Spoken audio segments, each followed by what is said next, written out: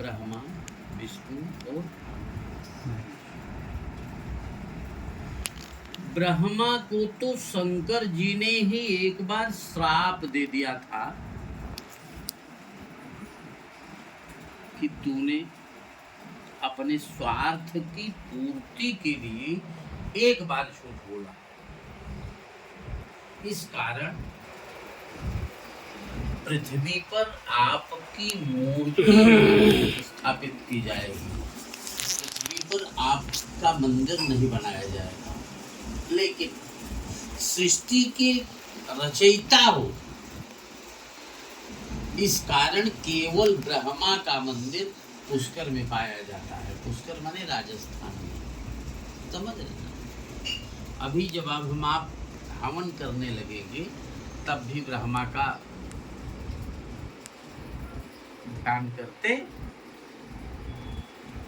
शंकर जी ने क्यों ब्रह्मा को श्राप दिया था? क्योंकि एक बार विष्णु और ब्रह्मा ये दो ही थे। ये हुआ कि किसकी पूजा सबसे पहले किया जाए या कौन सबसे बड़ा है, कौन सबसे बड़ा है। तो कौन सबसे बड़ा है ये बात बताया गया। ब्रह्मा कहने लगे हम बड़े हैं, विष्णु कहने लगे हम बड़े। ब्रह्मा से पूछा गया आप कैसे बड़े हो? तो ब्रह्मा ने ये कहा मैं प्रोडक्शन सारी व्यवस्था में करता हूँ, इसलिए मैं बड़ा हूँ। विष्णु कहे हम सबके उपभोक्ता हैं, सबको वस्तुओं को आदान प्रदान करते हैं, इसलिए हम बड़े हैं। तब तक आकाशवाणी हुई कि न तुम बड़े हो ब्रह्मा, न तुम बड़े हो विष्णु, आप दोनों नहीं हो। सबसे बड़ा देवों के देव महादेव, समझ रहे? अब महादेव दिखाई नहीं दे रहे हैं, लेकिन आकाशवाणी हो गई कि महादेव बड़े।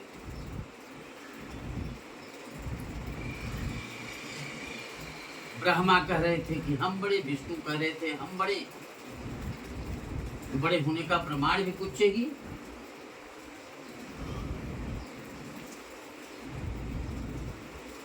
तब तक एक सोने का लठ दिखाई दिया। शिव का ये जो स्वरूप है ना, ये कितना नीचे था। शिव का प्रतीक, लिंग माने प्रतीक, शिव का प्रतीक है। इनकी पूजा हम आप क्यों कर रहे जानते हैं? दक्ष को आपने सुना ही है। ब्रह्मा के पास कितने सिर थे जानते हैं? 4 सिर थे। तो एक सिर से, एक मुख से ब्रह्मा को एक बार अहंकार हो गया तो ब्रह्मा ने वेदों की निंदा करना चालू कर दिया। वेदों की निंदा करना चालू कर दिया था। तो ब्रह्मा जी ने काल भैरव को प्रकट कर दिया और काल भैरव से कहा कि तुम ब्रह्मा का जिस मुख ने ब्रह्मा जिस मुख ने निंदा किया है वो मुख काट डालो। तो काल भैरव के रूप में प्रकट हुए शंकर का ही स्वरूप था। अपने अंगुली के नाखून से, कंगुरिया के नाखून से उनका सिर कलम कर दिया और वही काल ब्रह्मा का सिर जब उनके सिर से अलग हुआ तो वो काल भैरव के हाथ में जाकर के चिपक गया। काल भैरव के हाथ में ब्रह्मा ब्राह्मण जाति के थे, ब्रह्मा ब्राह्मण जाति के थे। उस काल भैरव को ब्रह्म हत्या लग गया। ब्रह्म हत्या के प्रभाव के कारण बहुत परेशान और हैरान हो गए। शंकर जी के पास गए। शंकर जी ने कहा पूरी पृथ्वी की परिक्रमा करते हुए तुम काशी पहुंचो, वहीं पर तुम्हारी क्या कहा निवारण। पूरी पृथ्वी पर घूमा, कहीं निवारण। जब काशी में पिशाच मोचन पहुंचते हैं तो ब्रह्मा के हाथ पर चिपका हुआ, माने काल भैरव के हाथ में चिपका हुआ ब्रह्मा का कपाल, ब्रह्मा का सिर जो चिपका था वो उनके हाथ से छटक करके अपने आप पिशाच मोचन में गिर गया। इसीलिए हम आप गया क्षेत्र की यात्रा कभी भी करते हैं तो सबसे पहले पिशाच मोचन में श्राद्ध करते हैं। सुना है कि नहीं आपने? पिशाच मोचन में श्राद्ध इसीलिए करते हैं कि यदि हमारे वंश में कोई पिशाच योनि में भी हो, वहां श्राद्ध करने से वो भी मुक्ति प्राप्त कर लेता। समझ में बात आ गई? अब ये बात तो दक्ष जानते थे,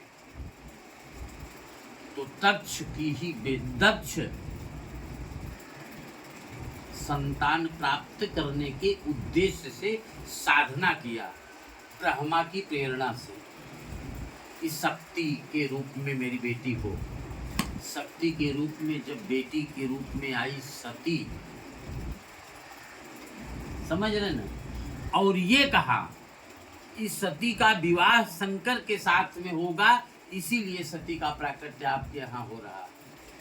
लेकिन जब ब्रह्मा बड़ा हो गया तो अब उसको ध्यान में आ गया कि शंकर जी मेरे पिता को श्राप दे दिए थे, इसलिए हम अपनी बेटी सती का विवाह किसी भी कीमत पे शंकर जी के साथ नहीं करेंगे। लेकिन सती का जन्म हुआ, जन्म से ही वो शिव की प्रति प्रीति बढ़ाती रही। इसके नाते विवाह न करने की मानसिकता बनाया। और सती और शिव का विवाह नहीं हुआ था। उसी दरमियान सती जब युवा हो गई थी तो सबसे पहला आमंत्रण काशी से आया था। और काशी में एक विद्वत सभा थी। उस विद्वत सभा में मुख्य अतिथि के रूप में दक्ष को बुलाया गया था। दक्ष सती को बहुत मानते थे और सती से कहा कि बेटी मैं काशी चल रहा हूं, तू भी चलो मेरे साथ, काशी का दर्शन कर लेना। सती शंकर जी की ही ध्यान नित्य प्रति करती थी, लेकिन शंकर जी को देखी नहीं थी सती। और जिस सभा में गए थे दक्ष सती को लेकर के, उस सभा में मुख्य अतिथि तो ये थे, लेकिन उस सभा का अध्यक्ष शंकर जी थे। समझ रहे हैं?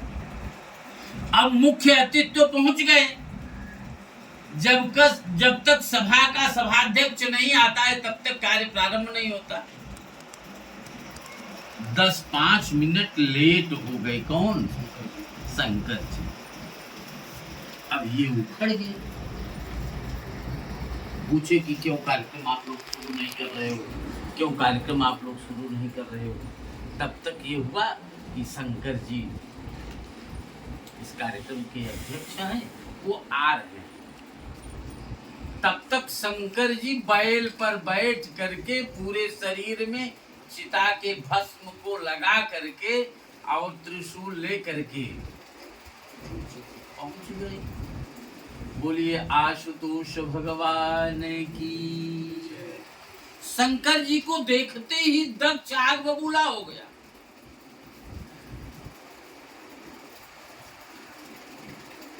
कहा ये कपाली के कारण मैं कपाली का प्रतीक्षा किया, मेरा अपमान किया है काशी वालों ने। कहा कि मैं इस सभा का बहिष्कार करता हूं।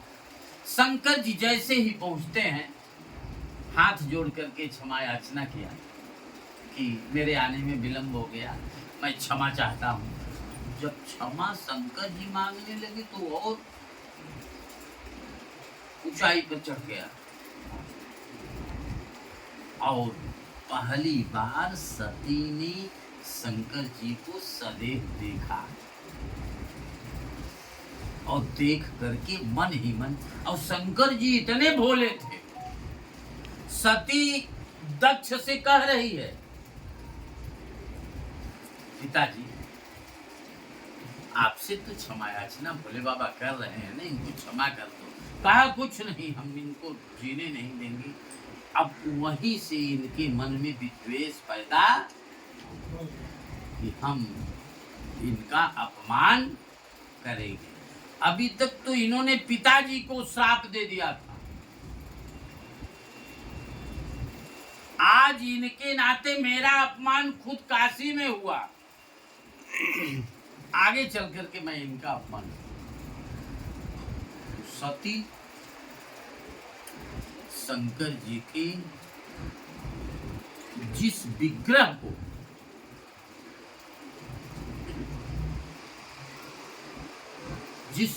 को ध्यान में रखती थी, उसी विग्रह की पूजा करती थी। जैसे जो विग्रह हमारा आपका है, उसी विग्रह की पूजा करती थी। उसी विग्रह को शंकर को दक्ष ने एक बार श्राप दे दिया था। भूत शरीर में भस्म, अपने यहाँ एक यज्ञ कराया, उन्होंने सभा बैठाया था, सभा में बुलवाया शंकर जी को, जिस आसन पर बैठवाया ऐसा आसन बनाया कि वो आसन अपने आप टूट जाए। अब किसी आसन पर कोई बैठा रहे, अब वो टूट जाए तो उस अतिथि का तो इज्जत हो जाता है ना। ये सब दुर्विचार करके बैठाया, लेकिन फिर भी शंकर जी कुछ नहीं। जब इतने पर भी शंकर जी कुछ नहीं बोले, तो लास्ट में इसने श्राप दे दिया शंकर जी को कि तुम्हारे इस अड़बंगी शरीर का पूजन कोई नहीं करेगा, मैं श्राप देता हूं। समझ रहे हैं? तो जब वो श्रापित हो गया स्वभाव, तो पार्वती मिट्टी का बना करके, पत्थर का बना करके इनका पूजन करती। तो इनको इस स्वभाव को भी नदी में प्रवाहित करने के लिए भेजा था। और जब दक्ष ने श्राप दे दिया शंकर के विग्रह को पूजा नहीं होगी, तो विष्णु और ब्रह्मा ये दोनों महात्मा के रूप में आए, और महात्मा के रूप में आकर के ये कहे कि अगर सती इसकी पूजा करके करेगी तो पूरा संसार इसका पूजन करने लगेगा, और सती इस विग्रह का पूजन। ये सती को भेजा था दक्ष ने विसर्जन करने के लिए, लेकिन नारद माने विष्णु भगवान और ब्रह्मा ये दोनों याचक के रूप में गए कि कहे कि इस मूर्ति की पूजा करके आप इनको प्रवाहित मत करिए, हमको आप दे दीजिए। समझ रहे ना? हमको आप दे दीजिए।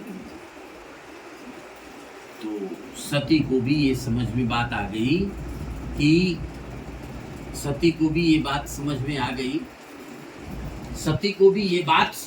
गई कि मैं इनको दे दूं प्रवाहित।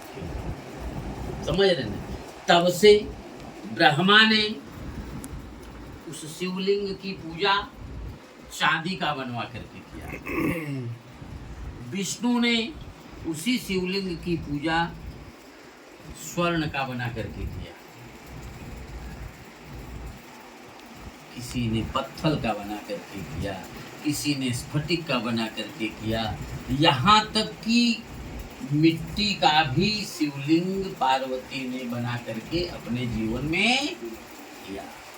और वही समुद्र के तट पर